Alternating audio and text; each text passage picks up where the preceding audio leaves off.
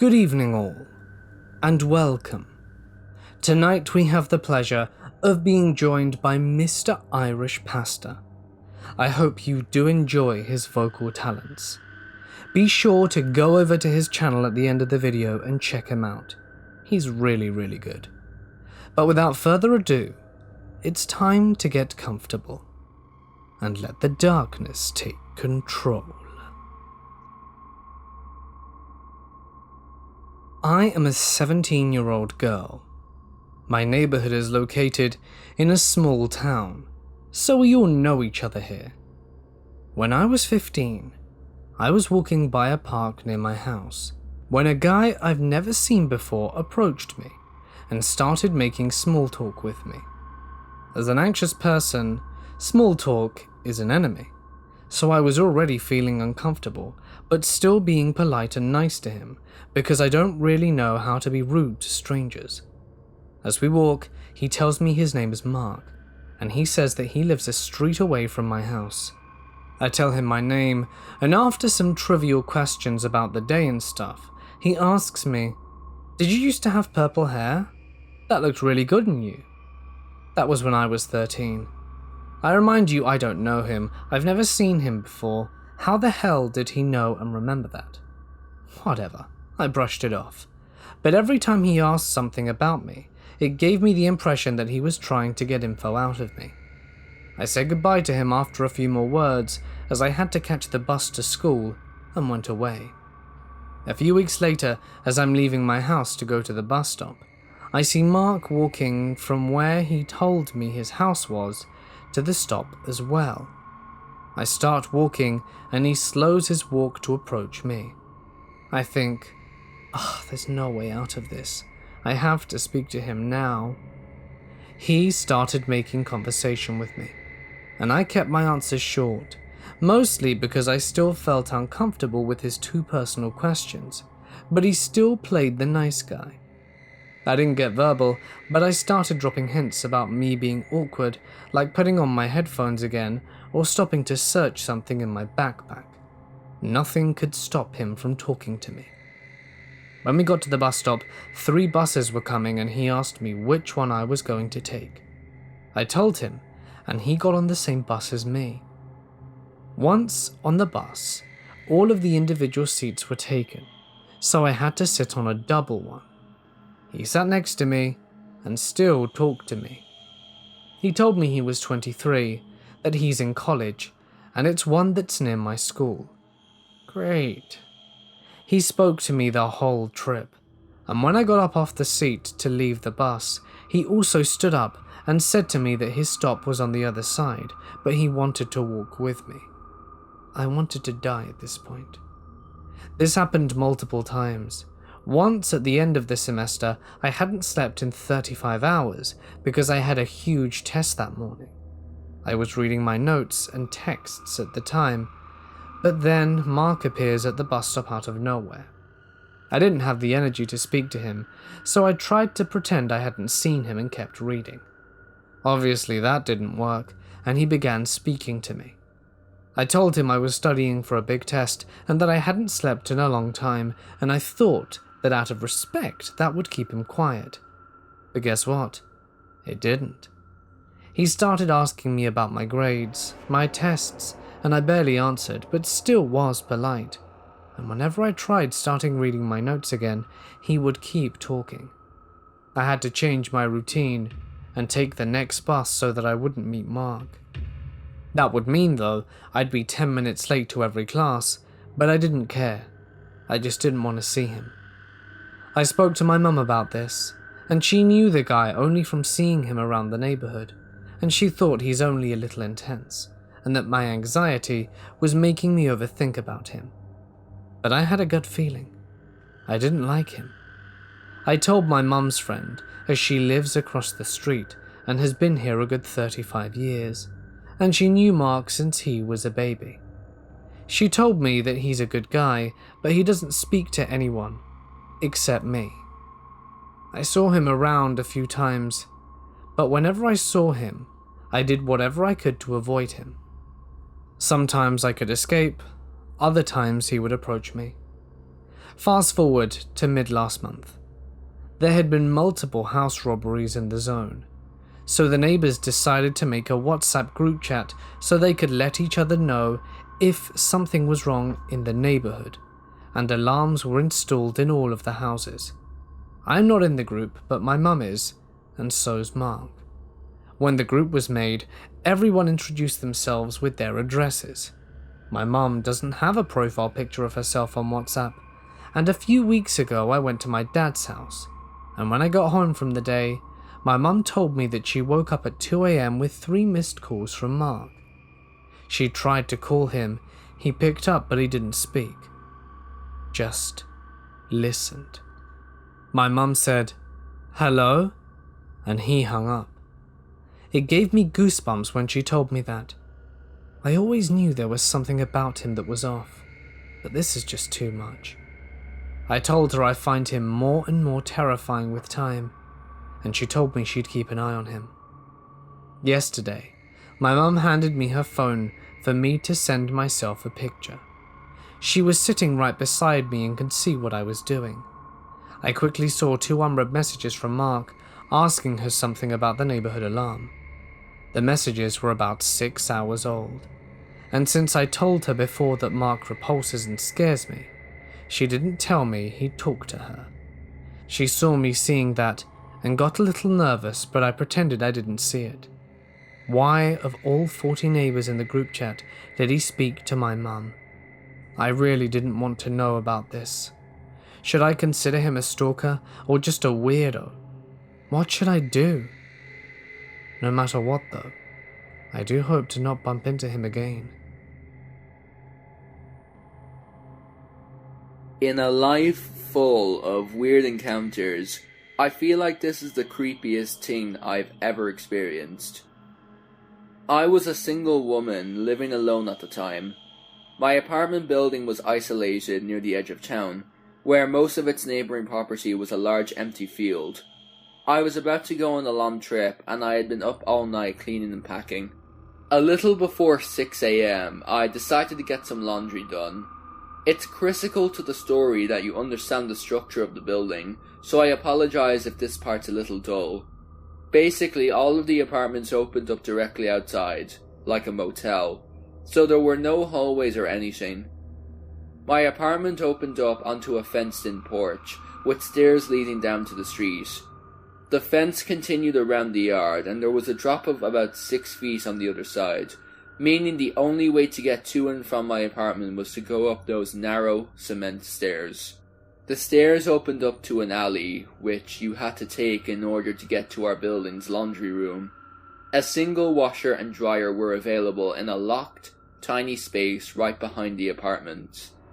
I didn't want to keep going up and down the steps, so I wrestled a huge bag of laundry and made my way to the alley. Even though it was technically the morning, it was still pitch black outside. There was a safety light attached to the building, but beyond that, the path was lit only by the moon and stars. It was so quiet outside that I'd scared myself by accidentally kicking a rock. There wasn't another soul around. It took me maybe 2 minutes max to get the laundry into the washer, pour the soap, and deposit the coins. I locked the door behind me and headed back towards the alley again. When I turned the corner, I froze. At the end of the alleyway, right in front of the only opening to the stairs, there was a woman standing with her back to me. Her body was stiff and unnatural, like a wind-up toy. Her feet were about a foot apart, and her hands were slightly lifted, straight out at her sides. Her head was up, but it was jutting forward as if her neck were extra long. She didn't move or act like she heard my footsteps. I immediately held my breath, going still myself. I waited for the woman to move, but she stayed like that, arms splayed, head crooked. She was completely blocking the way, and I'd have to slide past her to get to the stairs. Though she wasn't doing anything other than standing in a creepy way, I had no idea why she was there or what she was capable of, so obviously I wanted to avoid confronting her. Unfortunately, I didn't have a lot of options. My cell phone was still inside because I hadn't expected a run to the laundry room to take more than a minute. I had my car keys, but my car was parked in front of the building, meaning I'd have to walk past her to get to it. I sat there for what felt like ages, heart pounding, mind racing. I was so freaked out, my eyes were watering, and all the while the woman didn't so much as twitch. I debated knocking on the neighbour's door, but since she wasn't attacking me, I thought it might be stupid to wake people up. I wasn't sure if I was overreacting or not, and I couldn't just stand around all night. So after a good amount of time, I decided to force myself to walk past her. I took slow, cautious steps towards her, and still she was frozen. As I got closer, I kept expecting her to turn towards me, but with only a foot left between us, she still hadn't. I took a deep breath and began to slide by her, until I could finally see her face. I will never forget the way she looked. Her eyes were bulging wide, unblinking, staring straight ahead. Her jaw was completely slack, mouth open almost unnaturally wide. Seeing her head hunched forward from the side was even more horrific than from the back, and I immediately thought that, should the zombie apocalypse be on the horizon, I was about to be one of the first victims. Then she started to move. Not her body, just her head. Her shoulders remained stiff and slumped forward, her arms still straight at her sides, but her head, the head on her oddly long neck, began to loll toward me. Her eyes didn't move, but she twisted until our gazes met. Her expression completely unchanged, less than a foot away from me. That was it. I ran the rest of the way up the steps. Inside my apartment, I locked the door and stood against it for a long while, still shaking from the encounter. When I looked out the peephole again, she was gone. But I waited until the sun was shining bright before I went back to get my laundry. I stopped washing my clothes when it was dark out after that. I have this neighbour that lives across the street from me. He doesn't live alone. He lives with his parents.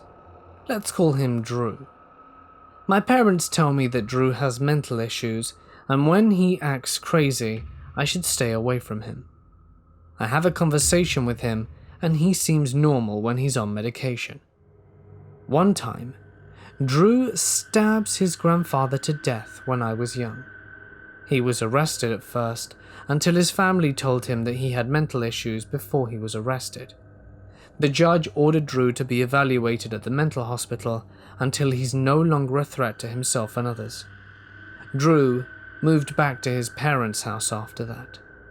I forgot to mention that he's off his medication.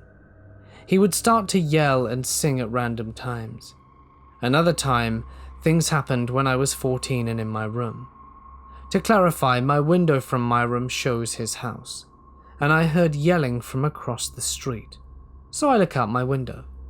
It was him. He had a knife and was yelling gibberish to drivers trying to break in. Drew targeted people who drove on the road. Drivers swerved to get out the way and drove fast down the road, but they were all terrified. I was frozen in fear and didn't do anything about it except watch it go down. One driver contacted 911. The neighbor ran out the house when he heard the sirens, and Drew locked himself inside and refused anyone entry. Police and a SWAT team entered and told me to stay indoors until it was peaceful. The crazy neighbor stayed locked in for 8 hours until he gave himself up to the authorities. He was taken again to the mental hospital and again released back to his parents' house. The mother moved out because she was too frightened of him. She found his writings about him wanting to end her, and she divorced her husband after he refused to get him into a mental hospital. He didn't find any of the writing about him, so that's probably why. The last time was last year. Drew broke into his next-door neighbor's house, and he waited for them to come home. He had a machete with him. His mother saw him breaking into the house from the window and called the police. He was taken away. His father told my parents, that he would be at the mental hospital for life. When my parents asked why, he refused to tell them. To Drew, please, be better.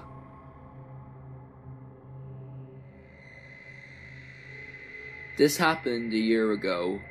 My husband and I were fairly newly married, moving into our first place together. We knew a family friend who owned property in various places around our state and had a condo units available in one of the more sketchy towns, but he was going to let us rent it very cheaply. We moved in during September, and then the strange events happened in March and later on. I'll try my best to explain the layout of this. We live in the same building as my harasser, although we do not use the same stairwell, as each building is separated into 2 sets of 6 apartments, 2 apartments on each level. We lived at the top, 3rd floor, and he lived on the bottom of his cluster. He had the handicap accessible apartment that was closest to the parking lot. One evening, my husband and I went to the grocery store, got into a bit of a fight on the drive home, so he dropped me off with the groceries and drove off to spend some time alone. He dropped me off at our usual parking spot, and I walked up to the sidewalk with our groceries. He had already drove off, so he wasn't around for what happened next. While walking down the sidewalk from the parking lot to my stairwell, I passed by the harasser's unit. Once I was directly parallel to his front door. This man yanks open the door and runs out, so he's standing about 15 feet away from me. He was a mid-20s to early 30s guy, wearing shorts and a t-shirt, and the weirdest thing about him was that he had this giant grin plastered on his face. I gave him a distrusting look and kept walking, but he started following behind me 10 feet back. I looked over my shoulder at him. He's still grinning, and I run up the stairs with my groceries. I was afraid he was going to follow me up the stairs and that I wouldn't be able to get inside my house fast enough because I had to get my keys from our lockbox. But he stayed at the bottom of the stairwell, just grinning up at me from below, and watched me race inside. I locked the door and tried to look out the closest window but couldn't get a great look at him. But I saw him walking calmly back to his own apartment. I was seriously freaked out. What just happened? Is he stupid? Is he crazy? Is he just a gross, scary weirdo? I didn't know who or what to tell about this, because I wasn't sure if it was worth telling or if someone would just tell me, "It's fine, it's just a weird thing that happens sometimes." But I decided to call my brother and I told him about it. Once my husband got back, I told him, and he said, "That's really strange. It's probably okay though. Just take notes if anything strange like that happens again." So I brushed it off, kind of chalked it up to the guy being a mentally challenged person, or someone who just didn't understand social cues, and I forgot about it after a week. But 2 months later, it happened again. It was May now, and I hadn't seen the guy since. I never saw him outside walking around or walking to a car. It seemed like he had never left his apartment. I had already written off what had happened, so I wasn't even concerned about him anymore. And then, of course, he struck again. The events were almost identical to the first time. I had dropped my husband off back at work to work late, and I parked in our usual spot on the lot and walked up the sidewalk.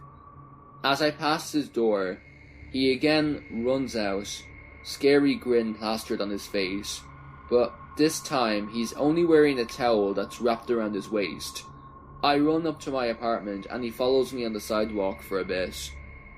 But this time, he doesn't stand at the bottom staring up at me. He just walks back home calmly. I run inside and start crying and frantically call my husband. I can hardly guess out what happened, but when I finally do, he tells me he's going to call our friends who live across the street and have them walk over and take me back to their place. They come pick me up and we call the police when we get there. The police come, I tell my story, and they tell me they can't charge him because he didn't do anything illegal, but they'll make a report of it. We call the HOA president and report this to him to see if there's anything he can do about it. And the president immediately asks, was it such and such apartment?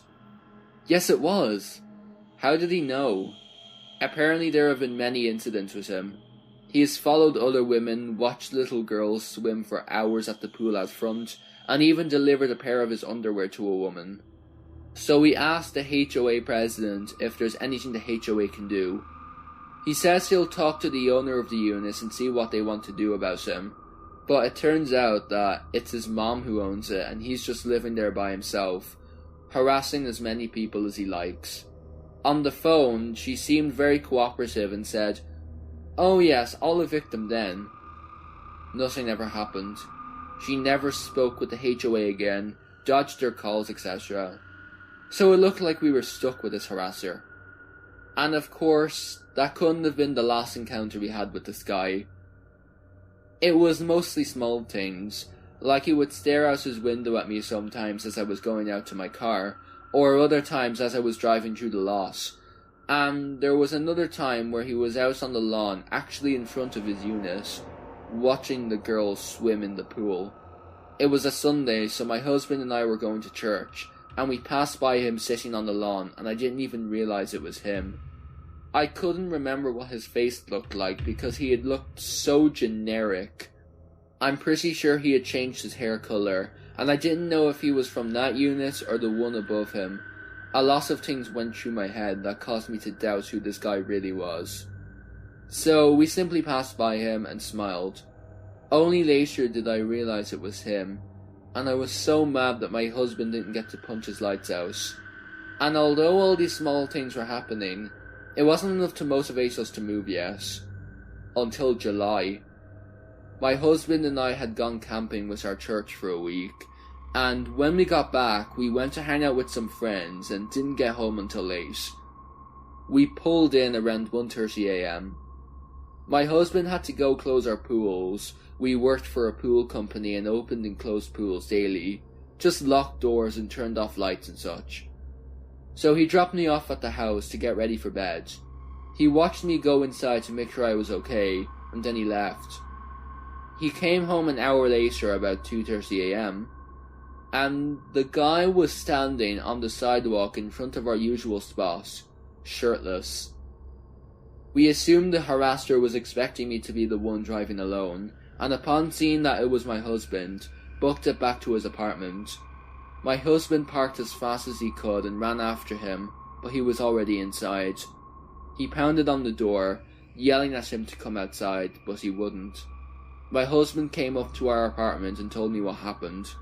He grabbed my pepper spray and a heavy object and went back outside to patrol the area because he was so wound up and angry.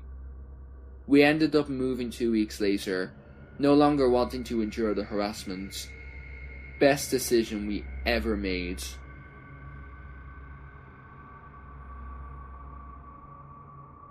I lived in the same house all my life, until I was 18 and went away for school.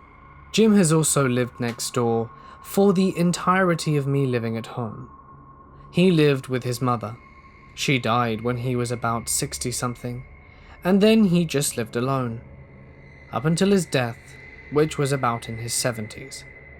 He dyed his hair red. He'd often wear t-shirts that you'd see on young boys, like Superman and the Flash. I guess his style of dress wasn't too out of the ordinary, but it just added to his odd character. Apparently, when one of my neighbours first moved in, who was a well-known lawyer in the area, Jim stopped him on the street and said, "Hey Aaron, aren't you afraid of someone just coming up to you and shooting you?" At this time, my neighbour hadn't met Jim and had no idea who he was, so he was extra weirded out and even feared for his safety. He did a background check on him after that and found nothing, so at least we knew that he had no history. Now comes the weird stuff I've experienced with Jim. He had terrible road rage. I was once driving, stopped at a light, and when it turned green for me, I started to go, and he did too, and should have been stopped. He almost hit me, so I slammed on my brakes and saw him jump out the car, not knowing who the driver was initially. I was shocked to find out it had been Jim, and he shook his fists and started screaming things like, "I'm gonna end you," in anger. I don't think he knew it was me, luckily, and I never brought it up to him later. I'm just glad that we didn't have a collision. My family once received a call from Jim that said, "I saw your light was on at 2 a.m. What were you doing up so late?" We're not close with Jim, as I'm sure you know by now, so to be asked was really not polite and quite stalkerish. Also, I'd often open my front door to find him just standing in the doorway, staring straight at my house. I guess he could just be looking outside observing passers-by, or birds or something. But come on. He was also obsessed with my dog, who he'd call his favourite girl. If I'd ever be walking out there and he'd see her, he'd stop and speak to her specifically, and act like I didn't exist. The worst thing he ever did, though, happened on Thanksgiving. This was when his mother was still alive, because she forced him to call us the day after to apologize. Thanksgiving night, Jim just so happened to be cleaning his loaded gun aimed out of his window, and he shot our house. My mum found the shell fragments or something like that on our porch. I would have liked to have heard his apology, or how he worded it even, but all I want to know is if he didn't want to willingly call us and was forced to do it by his mother. He never fixed his window that had the bullet hole. I remember seeing it years later. My bedroom is above the porch, so I just feel really lucky he hadn't somehow shot up into my room when I was asleep. After Jim passed, a few neighbours speculated he may have been autistic, which would make perfect sense with some sort of his mannerisms and the way he spoke, and why he never moved away from his mother's.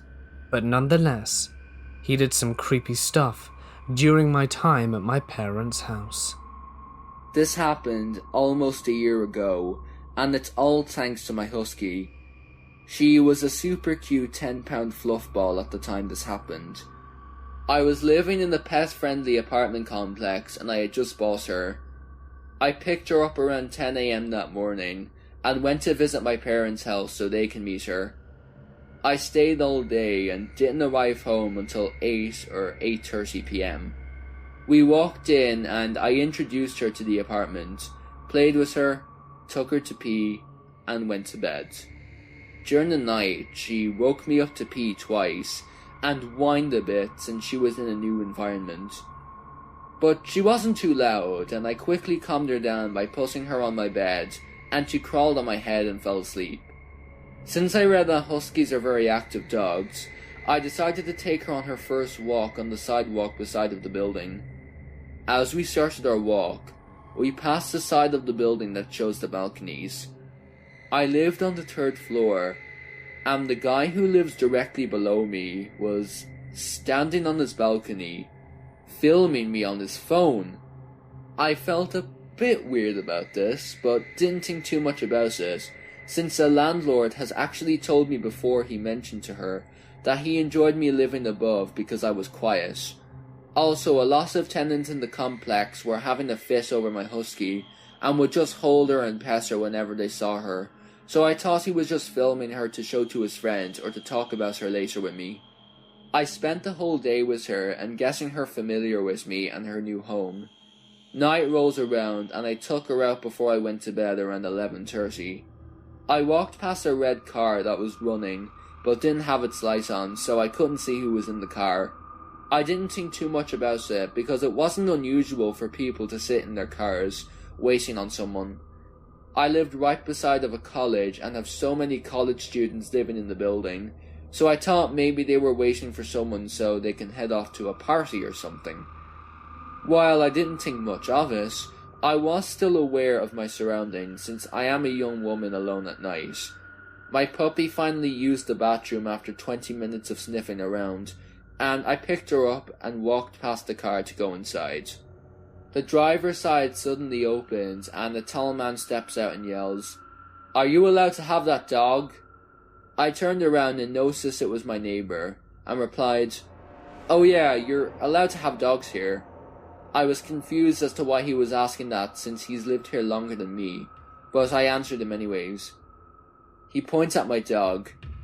"No, did you get permission from the landlord to have that thing?" As soon as he said that, I clenched the dog closer to my chest and just nodded, still confused and now a bit frightened. "Seriously? I know you're lying. You don't have permission. I videotaped you this morning and sent it to the landlord, and she said she had no clue about her." I know he's lying because I did tell her about my dog, but I just hadn't paid the deposit yet since it was the weekend, and she was fine with that. So I explained that to him, but he called me a liar and said we kept him up all day and night with her running around and stomping. I knew that was impossible because a dog my size can't stomp or make noise to keep him up all night. She hasn't barked or howled once and just whines at times, but that's not loud enough to keep him up all night, especially since I was asleep to her and I slept fine. I finally interrupted and apologized to cut the conversation short, because he was just getting more angry as it went on. He pauses and says, "Shut up. You don't mean that, and I'm calling the landlord tomorrow to report you and your dog. I swear if she keeps me up again tonight, you'll both be sorry." I freeze at that point because I know he means it. Even though we never had any problems until that day, I've heard him harassing other neighbours, and even pulled a gun on one over their dogs. However, because he's friends with the landlord, he's never gotten into any trouble.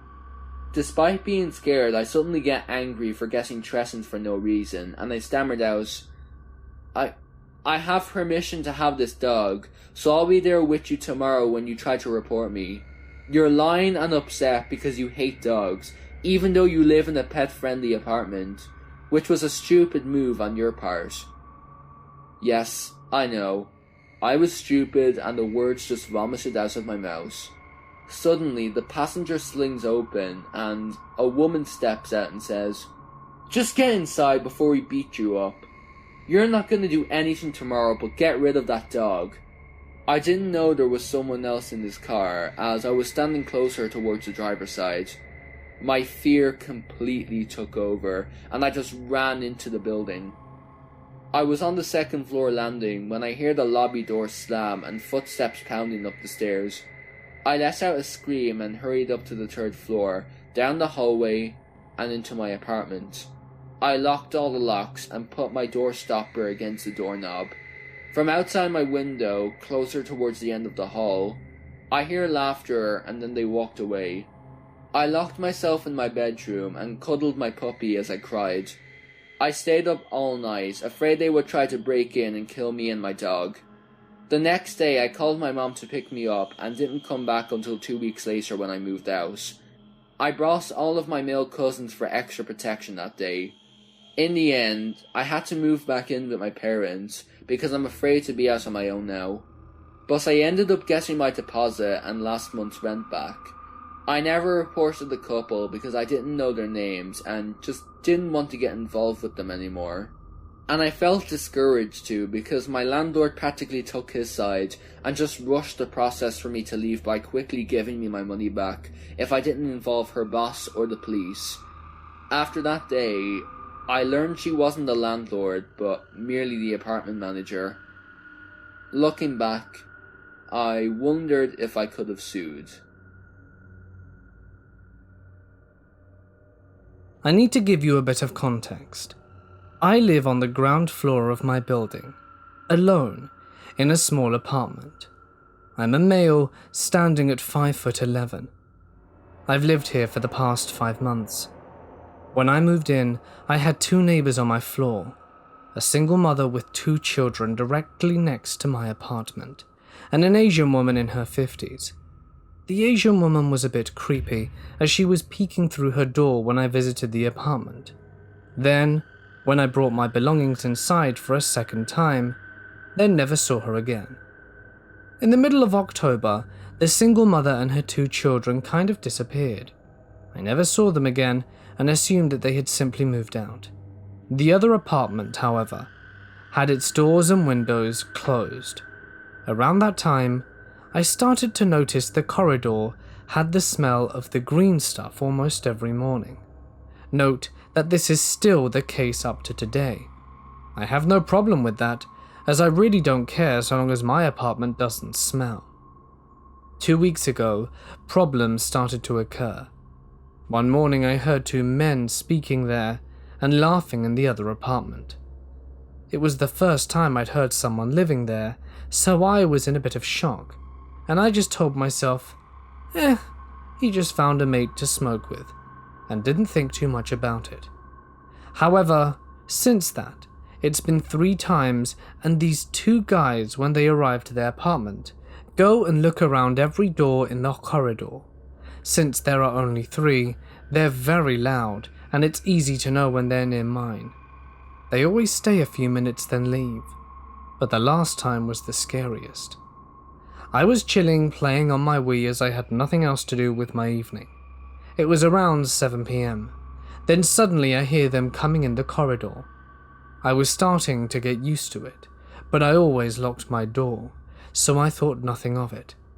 Then suddenly, someone started hitting my door almost like they were punching them, then started to grab the doorknob and shake it about. Then they left. When the banging started, I panicked. I threw my Wiimote to grab the nearest knife in the kitchen and froze, asking myself what to do. I waited a few minutes after they left to check if my doors were fully locked, and I was relieved that I always lock them. I never leave the doors unlocked even if I'm in. I genuinely don't know what to do, since there's technically no evidence and I'm fine, but I'd rather never meet them again.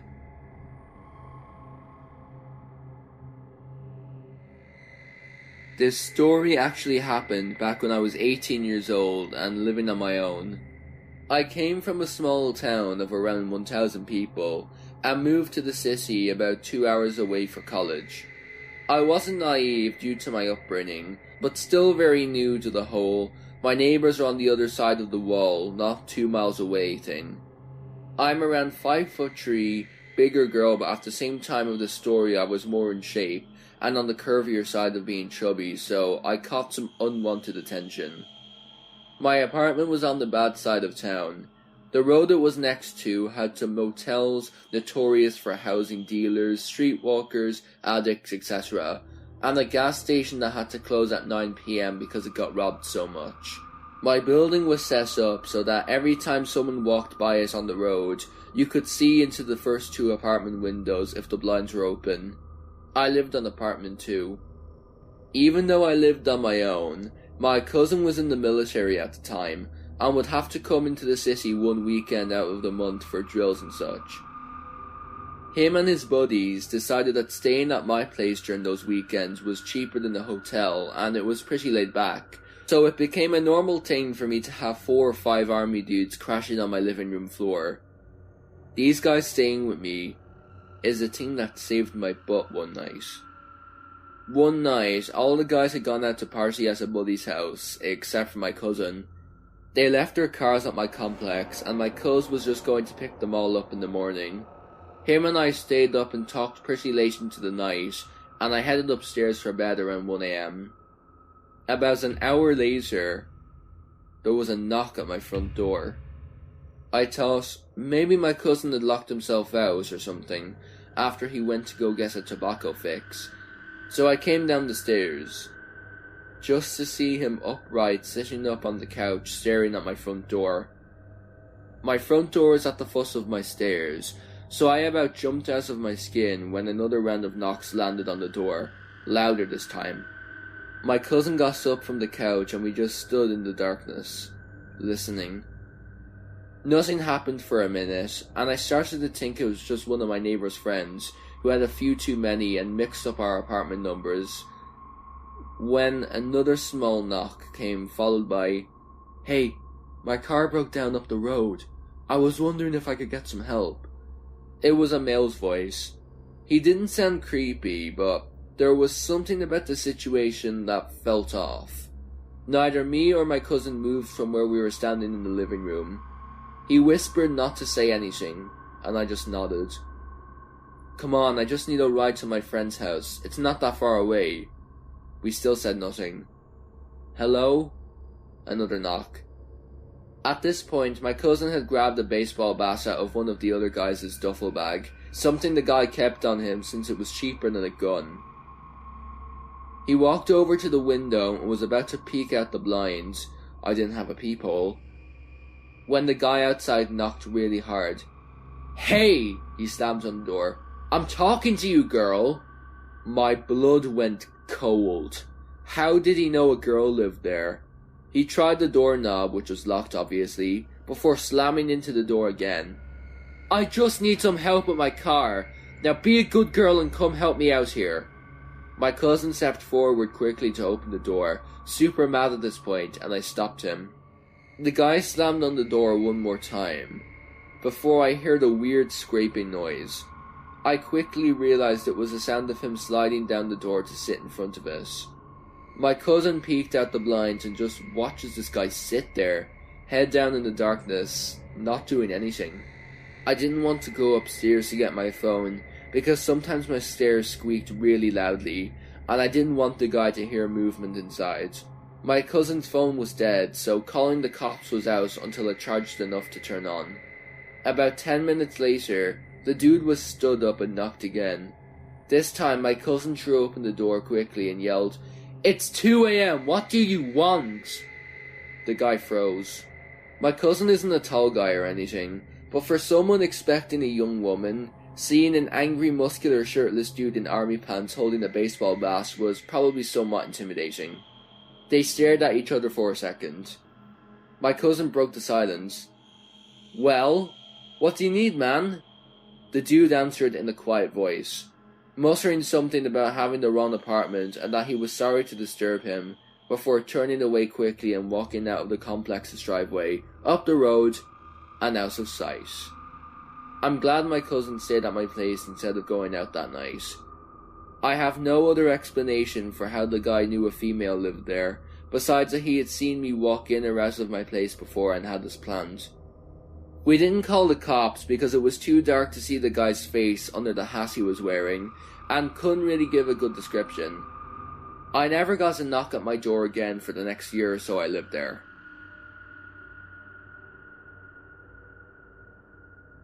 I had this 19-year-old kid with fetal alcohol syndrome living in my condo complex with his family. The parents were drunks, and he had no friends. So one day while I was on my balcony, we got to chatting, and I invited him over to play some video games. It all went well, and I told him he could hang out again with me sometime. Well, he took that to mean every waking hour. For the next few weeks he would call incessantly, and wait until I got home and just ring on my doorbell non-stop, to the point that I couldn't go an hour with him bugging me. Even when it was 1 a.m. on a weekday, he would sometimes ring the doorbell. Despite all the talks I had with him telling him to chill and to not contact me constantly, he just wouldn't stop. Over the next month or so, it actually got worse until it reached a breaking point, and I said enough is enough and that he was no longer welcome. The last incident was where the creepiness kicked into high gear. There was another 1 a.m. door knock, and like all the previous times before, I just ignored it, made sure my doors were locked and the lights remained off. When I got up in the morning to leave work, I saw a mostly empty bottle of whiskey and a large knife just laying on my front door. I have no idea what he had planned, or if it was even him who left those things, but I'm pretty glad I didn't open the door and give him an earful about respecting people's personal space.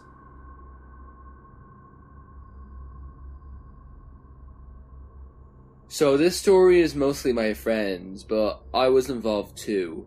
Carrie has not had good luck with men. Honestly, I think her taste in men is pretty bad in general, but she is a great friend and lovely girl and deserves the best, which she was not getting from the douchebags of dating past. So I was happy for her when she started dating Jack in college. Her roommate and good friend at the time was dating the guy, and Jack was often the third and fourth wheel when the four hung out. So, 2 good friends dating 2 good friends.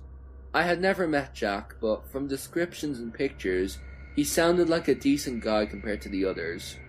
He was a bit of a bum, he didn't have a job and lived with his parents, but he was genuinely nice and respectful, which was a positive change. And when he started dating Kerry, it seemed to lift him a bit out of his bad habits, and he got a job and began thinking about going to college. He wasn't the most attractive and he was shy, so I think dating Kerry was his first relationship. I thought that the relationship seemed pretty healthy. So they date for maybe 9 months, and Kerry doesn't see the relationship going anywhere. Jack is definitely in a better place than when they started, but Kerry didn't enjoy certain things about him that seemed weird. For instance, he would smoke weed with his dad. Once Jack and Kerry were having a smoke together and the dad comes home from work and joins them. I understand this is normal for some people, but unaccustomed to it, I think you can understand that it felt weird. Another thing that happened, which we joke about today, is that he tried to eat her boogers on 2 different occasions, and had a thing for wanting to stick his tongue in her nose. Also, I was once hanging out with them towards the start of the end of their relationship, and made them into a household on The Sims 4. And when I asked him, "What's your ambition?" he got really offended. I explained it was a part of the character creation process, but he said how rude I was for asking long after I left. Kerry eventually left him, but he begged and convinced her to take him back. He even begged me to tell her to get back with him, saying, and I copied this from our chat, "I'd rather die than give up on winning her back." They got back together, but the relationship didn't improve, of course. So, a month or 2 later, she tried again. He was devastated, and mad, and particularly angry at me, because I was apparently conspiring against him and was the one who convinced Kerry to break up with him. The reality being that when Kerry was avoiding him, she often used hanging out with me as an excuse to not have to be around him. So one day, Kerry heads back to her apartment after class, and her front door is unlocked. Annoying, but her roommate was the type who forgot often. She gets into the apartment, and it smells like smoke. Neither she or her roommate smoked, but her ex did. In her room, on her bed, she sees an umbrella that she did not own and thought she recognized. She ran out of the apartment and called me and spent the night on my futon. Jack had broken into her apartment when she wasn't home and had been in her room. She is scared to contact him, so we decide to play it cool and casual, like it didn't bother us, hoping to convince him to admit it. I ask him on Facebook Messenger, "Hey, did you stop by Kerry's place the other day and forget an umbrella?" He immediately gets defensive and asks if I think he's some sort of harasser. Yeah, that's not a red flag at all. Sometime later, a few months in fact, he still hadn't changed his Facebook status from in a relationship to single, or his profile picture which was a couple photo, and people have been contacting Kerry about it. She asks me to message him and he gets upset. He sends me essays worth of pent-up feeling he has for her. Here's a quote I pulled up from Messenger that he sent me. "I can't promise that I will completely leave her alone. Resisting the urge to talk to her has been the hardest thing I've ever done. You could always stop me from talking to her. Wednesday morning would be perfect. I'll be home alone sleeping. There's a gun in my silverware drawer. I'm sure you could get my address from Kerry." I told him to get psychiatric help. I did not tell Kerry about the messages because I did not want to upset her. Some parts of the messages were clearly meant for her and not me, but Jack was expecting that I share them with her, and since she had blocked him, he thought I was a good way to get the message across. Eventually, about a month later, and he was talking on the assumption I had showed her the messages he sent me, I got some petty satisfaction that his plans didn't work out. My friend was a bit hurt that I had apparently been talking to him behind her back, but I told her it was more like him just talking at me. I figured she was removed enough from the relationship to be okay, reading the things he had sent me, and she understood. She was very disturbed. He had lied to her that he was anti-gun when they were together. So the gun might have been new. Anyways, I'm glad his shenanigans didn't cause beef with one of my best friends. I think he tried breaking into our apartment one last time after that, and there were several drunk calls from his friend's phone. It died down slowly and harshly and painfully, but we haven't heard anything from him in the last couple of years since then. So thankfully, that chapter has finally, it seems, come to a close.